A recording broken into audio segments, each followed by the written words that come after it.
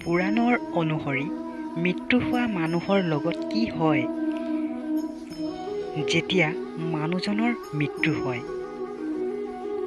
আমাৰ হিন্দু ধৰ্মৰ মানুহজনক জ্বলোৱা হয়, অৰ্থাৎ মানুহজনক অন্তিম সংস্কাৰ কৰি দিয়া হয়। অন্তিম সংস্কাৰৰ পিছত আত্মাটোৰ লগত কি হয়? পুৰাণত লিখাৰ মতে দুজন যমদূত পৃথিৱীলৈ আহি আত্মাটোক যমৰ ঘৰলৈ লৈ যায়